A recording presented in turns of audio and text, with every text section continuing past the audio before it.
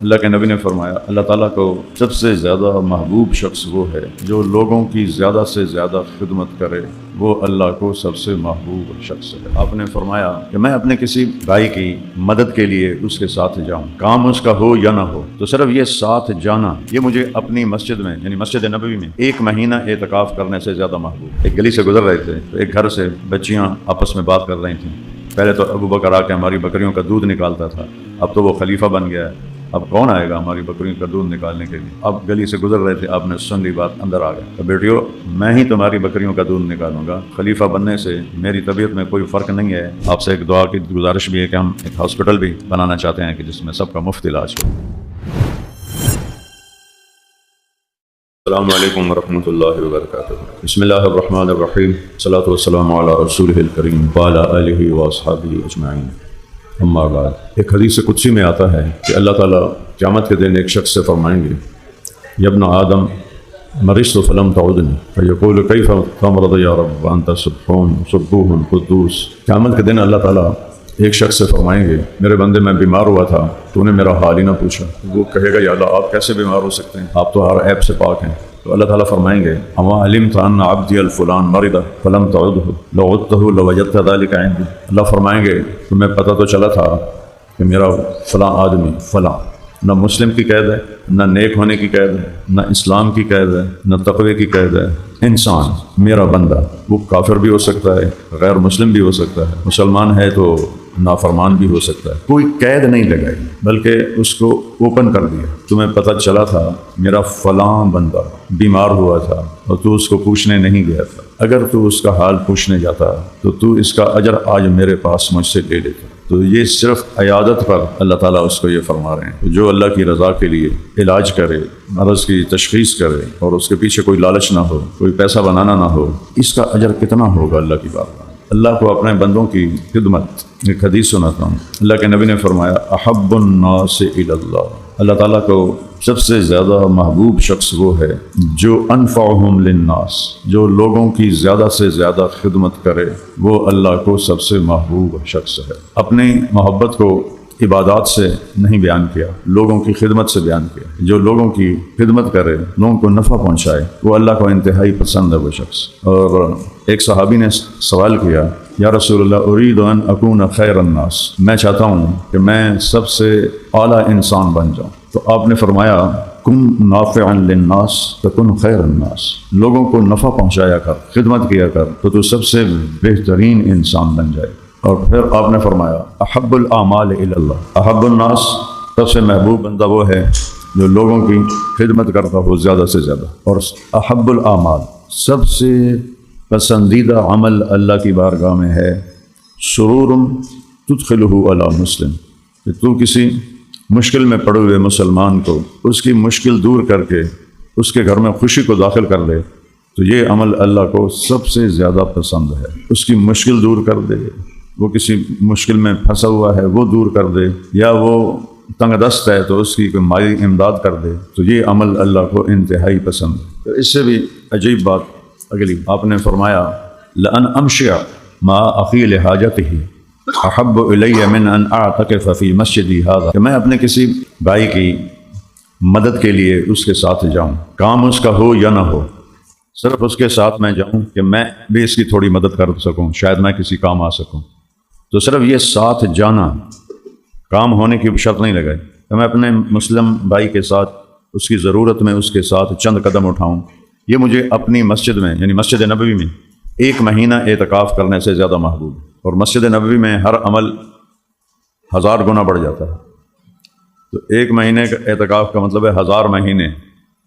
اور کس کے ساتھ تقابل ہے کہ کسی مسلمان کی ضرورت کو پورا کرنے کے لیے میں ساتھ چلوں۔ اور پھر فرمایا کہ جو کسی مسلمان بھائی کی مشکل کو دور کرنے کے لیے اس کے ساتھ چلے اور اس کا کام کروا دے، تو قیامت کے دن اللہ پل صراط پر اس کے قدموں کو جما دے گا۔ جس دن پل صراط ایسے جھولا جھول رہا ہوگا، اللہ اس کے قدموں کو جما دے گا۔ تو لوگوں کی خدمت اللہ کی رضا کے لیے۔ ہاں، ایک حدیث اور یاد ہے، آپ نے فرمایا کہ قبر میں حساب ہو جائے گا تو ایک بہت خوبصورت نوجوان قبر میں آئے گا، پوچھے گا آپ کون ہیں؟ وہ کہے گا میں وہ خوشی ہوں جو آپ نے فلاں مسلمان کے گھر میں اس کا کام کروا کے داخل کی تھی، میں وہ خوشی. تو آپ کس لیے آئے ہیں؟ کہ میں آپ کا دل لگانے آیا ہوں. آپ اکیلے ہیں، میں آپ کا دل لگانے آیا ہوں. تو انسانیت کی خدمت کی جو لائن ہے اللہ کی رضا کے لیے، یہ نوافل سے بڑھ کر ایک لشکر آپ نے روانہ کیا. جب وہ واپس آئے تو صحابہ نے ایک صحابی کے بارے میں بہت تعریف کی کہ جی رات کو نفل پڑھتے تھے ساری رات، دن میں روزہ رکھتے تھے، قرآن پڑھتے تھے، بہت عبادت کرتے تھے. آپ نے فرمایا اس کا خیمہ کون لگاتا تھا؟ راتی جاگے دیا روزہ رکھے تو طاقت تو نہیں ختم ہو جانی. صحابہ نے کہا جی ہم لگاتے تھے. اس کے گھوڑے کو چارہ کون ڈالتا تھا؟ وہ چارہ ہم ڈالتے تھے. اس کے کھانے کا انتظام کون کرتا تھا؟ جی ہم کرتے تھے. فرمایا پھر تم اس سے افضل ہو، تمہارا درجہ اس سے زیادہ ہے. تو یہ اللہ کو بہت پسند ہے اللہ کے بندوں کی خدمت. عبداللہ بن عباس رضی اللہ عنہ مسجد نبوی میں اعتکاف میں بیٹھے تھے. ایک آدمی آ کے پاس بیٹھ گیا بڑا پریشان سے. آپ نے فرمایا کی گل ہے، پریشان کیوں ہوں؟ کہا جی وہ ایک میرا کام اٹکا ہوا ہے، ہو نہیں رہا. آپ نے فرمایا تو کیا چاہتا ہے کہ میں تیرے ساتھ جا کے تیری مدد کروں؟ کہ جی ہاں. تو اٹھے اور مسجد سے نکلے اور جوتا پہنا. تو بندہ کہنے لگا آپ تو اعتکاف میں بیٹھے. اور اعتکاف جب سنت مؤکدہ کا حکم ہے لیکن شروع کر دے تو اسے پورا کرنا واجب ہوتا ہے. تو وہ کہنے لگا آپ تو اعتکاف میں تھے.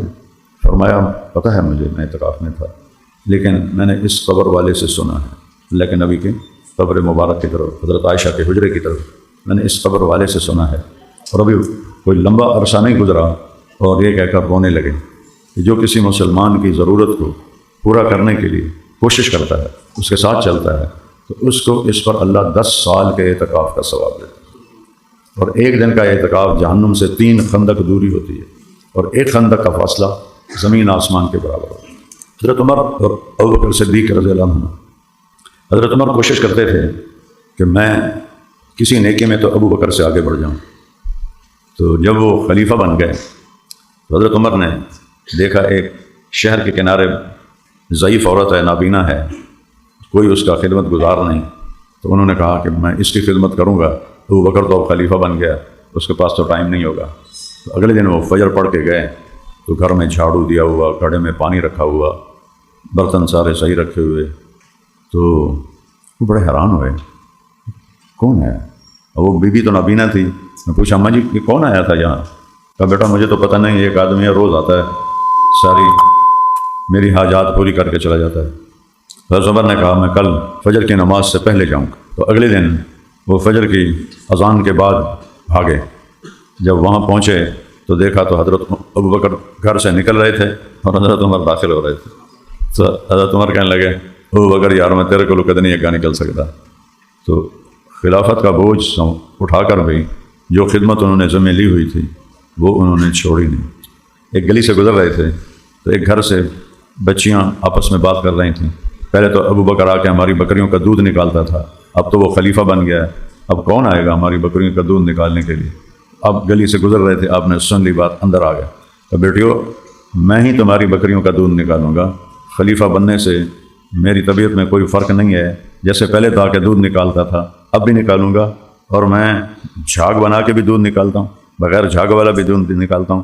جیسا تم کہو گی ویسا میں تمہارے لیے دودھ نکالوں. چونکہ پوری دنیا میں پیسہ ایک خدا بن گیا ہے، تو ہر چیز میں پیسہ، ہر چیز میں پیسہ، پیسے کے بغیر کسی کام کا کوئی تصور ہی کوئی نہیں. تو اس ماحول میں اللہ تعالیٰ نے ہماری ٹیم کو توفیق دی کہ یہ ایک خدمت کا کام شروع کیا.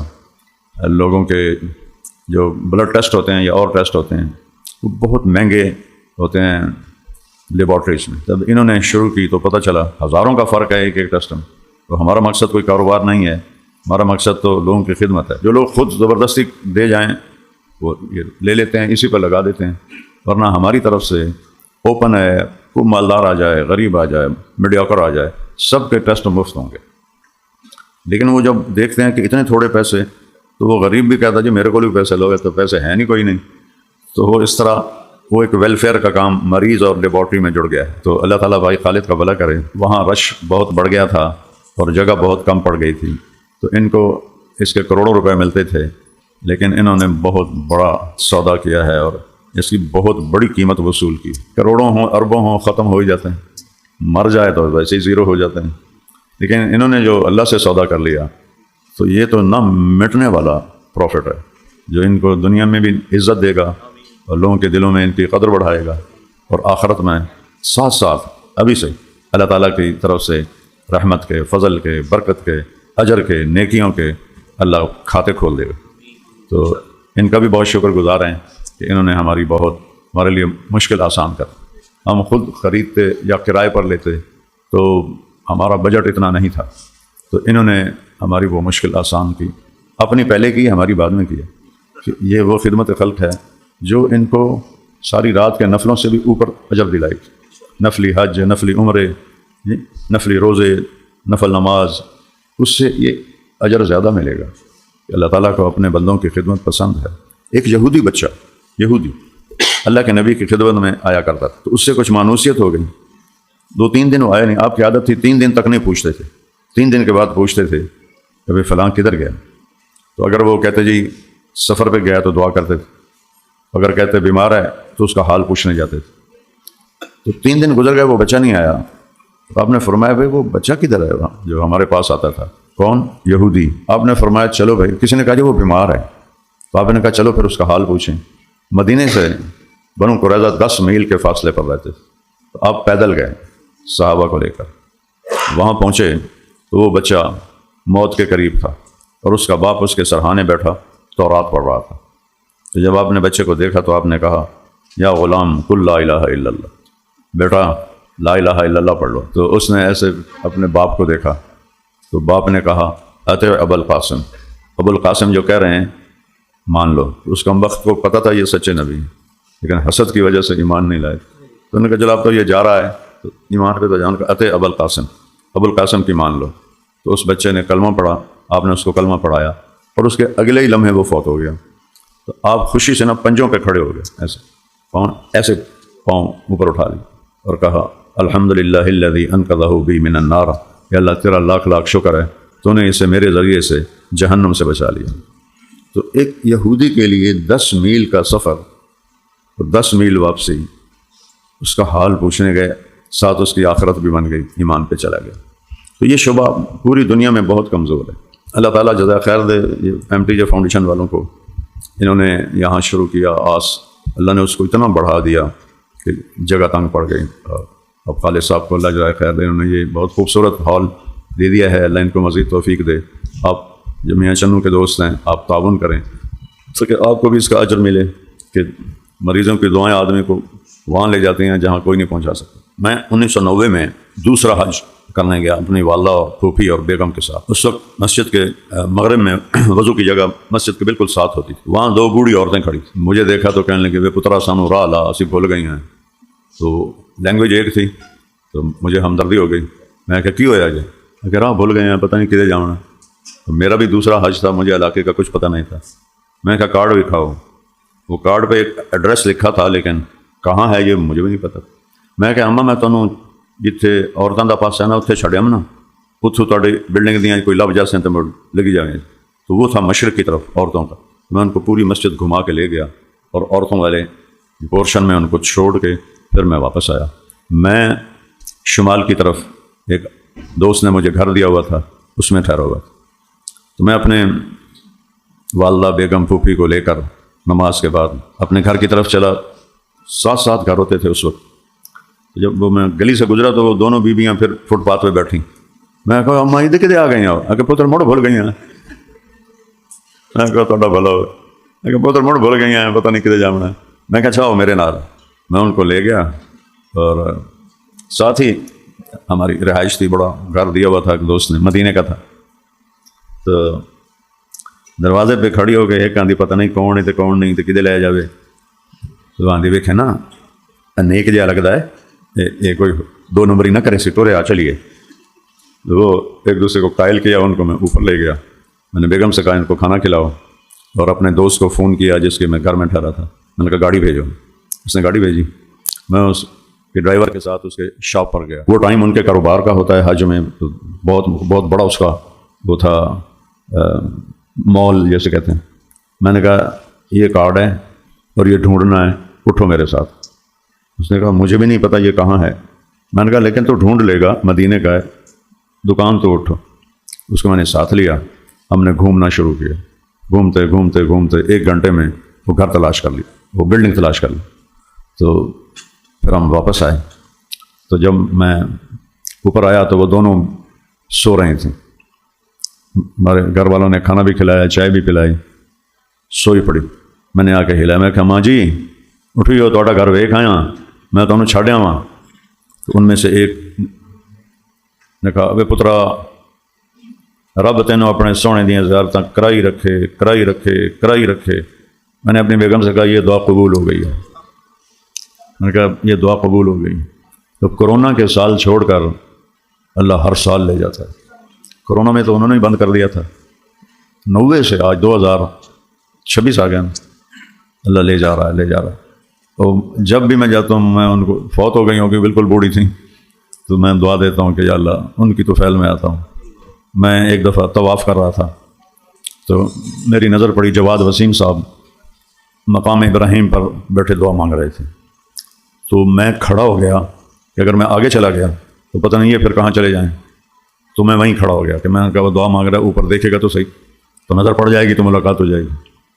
تو آخر وہ دعا مانگتے مانگتے اس نے ایسے بیت اللہ کو دیکھا, آگے میں کھڑا تھا. اس نے دعا چھوڑی اور دوڑ لگائی. وہ مجھے آ کے ملا, کہنے لگا تینوں پتہ میں کی مانگ رہا ہوں؟ میں کہا مینوں کی پتا. کہ میں مانگ رہا ہوں کہ یا اللہ مولی طارق جمیل جڑا ہے وہ اماں دی دعا نال حج تے آیا ہوئے گا, تو مینوں ملا دے کتنے ایڈے رش میں کتنے ویکھاں, تو یا میں سر اتنا چاہے تو میرے اگو کھلوتا جاؤں. تو اس طرح جو آپ دعائیں لیتے ہیں نا, یہ ایسے سیدھا اوپر جاتا. یہ کہتے ہیں یہ دعا کرو, میرے واسطے دعا کرو, میرے واسطے خصوصی دعا کرو. خصوصی دعا وہ ہوتی ہے جو کسی کے دل سے نکلتی ہے, یا وہ ہوتی ہے جو آپ کے دل سے نکلتی ہے. درد مجھے ہے اور میں کہوں یوسف سے بیٹا تو ذرا ہائے ہائے کر, میرے پیٹ میں درد ہے, یہ کر سکتے. سڑا میرا سی آئی تو وہ بنگ بنگ پی کے ستا ہوا. سردیاں دے دن وہ پیروں نال رضائی ڈائے پی پچھا, وہ اکھ کھلی سردی تو اس ویکھیا رضائی کوئی نہیں, وہ میری رضائی تو چور لے گیا. اس ایدے دن نہیں ویکھیا, وہ باہر نکلیا, نال والے پڑوسی دا بوا کھڑکایا, وہ باہر آ گیا. وہ کی ہو جائی؟ آندا میری رضائی چور لے گئے, تو تھوڑی حال حال کر. اس نے کہا نا مراد رضائی تیری چور لے گئے, حال حال میں کیوں پاواں؟ کہ میں حال حال پائی نا میرا سر خراب ہو جائے گا. تو ایسی دعائیں قبول نہیں ہوتی. دعا وہ ہوتی ہے جو اندر سے نکلتی. تو وہ جس لہجے میں اس بی بی نے دعا مانگی نا, میں نے کہا یہ قبول ہو گئی, اور اللہ نے اپنے فضل سے توفیق کا دروازہ کھول دی. تو یہ جو صحت بیماری کا مسئلہ ہے, اس میں جب مریض دعا کرتا ہے نا تو وہ سیدھی اوپر جاتی ہے.